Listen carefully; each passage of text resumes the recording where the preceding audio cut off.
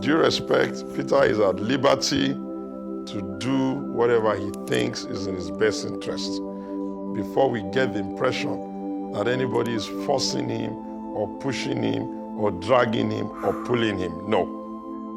What are the potential advantage first for Peter before I then go to the potential advantage for PDP? Because that party, People's Democratic Party of Nigeria, in my opinion, owes a southeastern debt. Sir Alex Ekweme, one of the drivers and the founders of this party, dragged the Indigbos into that party. He tried to be president in 1999. He came short in the primary, but notwithstanding that, the Indigbos have been very, very passionate, very consistent with the party. If you look at our numbers in the seasons when we used to win, between 1999 until 2015, including the 2015 and 2019, our biggest numbers came from them. And if you are part of those who believe that the pendulum, when it goes to the north for 8 years, must swing to the south for 8 years, then you have to ask, if the PDP is to go south, where is the equity for them? I hold a very strong view that that equity is in the southeast. Yes, my people, as the hot, it don't happen though. PDP pushes for Peter Obi's return, as PDP don't talk say Peter Obi will get poly unit agents this time around. Man, not talk too much, so just listen to the Fujis. Please share this video if you are obedient. Joy is coming. Watch, share, and drop a thought in the comment section. Now, for Peter to be able to cash onto that equity, what does Peter bring to the table and what will Peter be earning? On the table is that with very little effort, he will bring in the southeast. He will bring in a lot of the numbers in the south side, never mind the fact that governors are jumping up and down. He will bring in the Christian north, and he will bring in every middle, fair-minded Nigeria that is looking for a different type of country. That's what Peter will bring for PDP.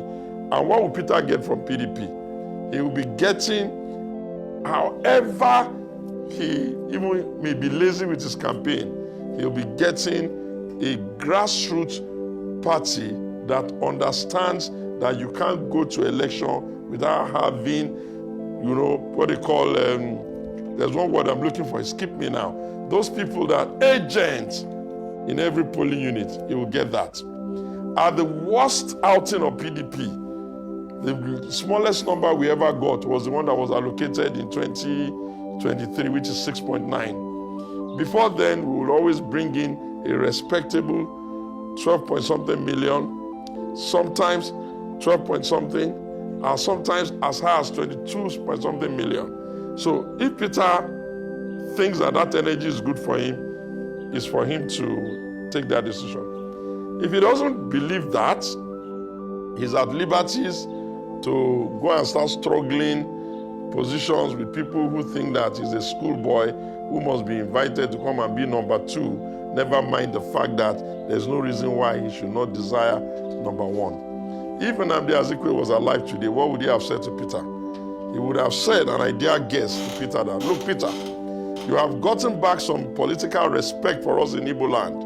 Under no circumstance must, if they can, your message, they cannot respect your drive, they cannot respect your passion, then let them go and cast that vote and throw it in the Atlantic Ocean for you.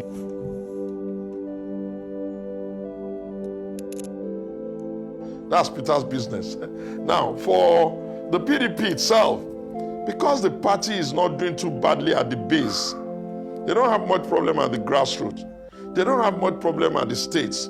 They don't have much problem at the zones. Well, in fact, I dare say they have only but just for the sake of time. Oh, yeah, and also on the same vein, interrupt. Since we are talking about the PDP now, and the plot is thickening, what lessons do you think that the PDP have learned since the last elections and Peter Obi's departure, and the significant impact he had under Labour Party, and of course the obedience which he will most certainly be bringing along with him if he does join the PDP?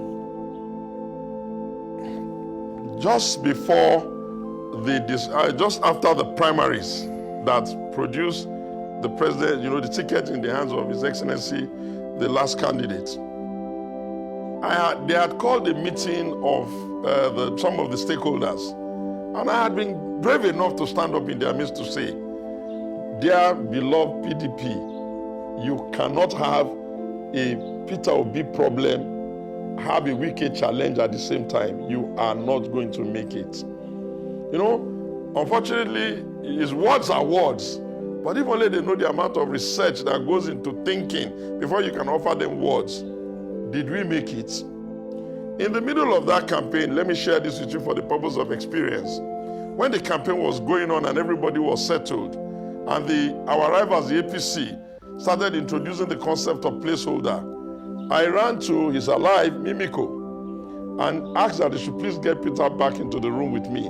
Myself, Mimiko, and Peter, and I begged Peter, I said, Peter, now you have gotten to the point where nobody can ignore you.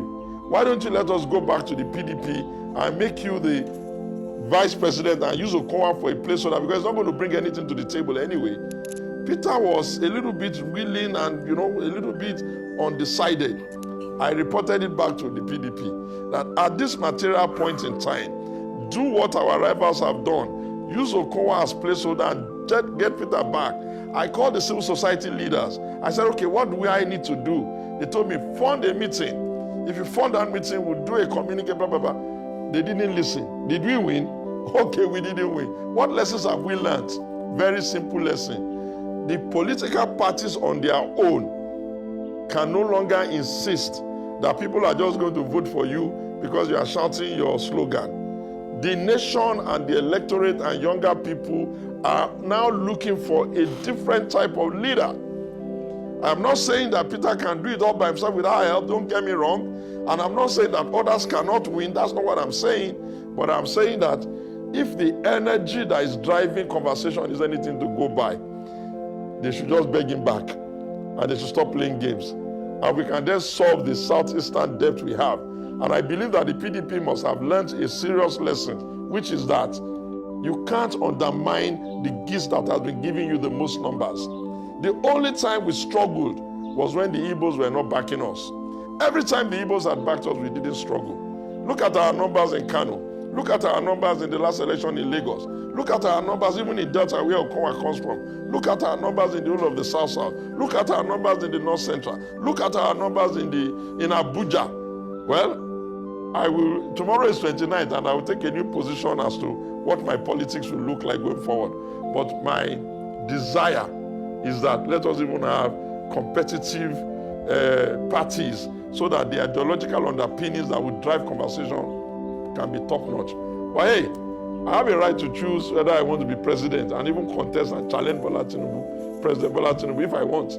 So it is also everybody's right to be doing whatever they want. Whatever they do that they are calling coalition, as far as I'm concerned, is forum shopping, looking for a platform to activate their ambition. They are entitled to it.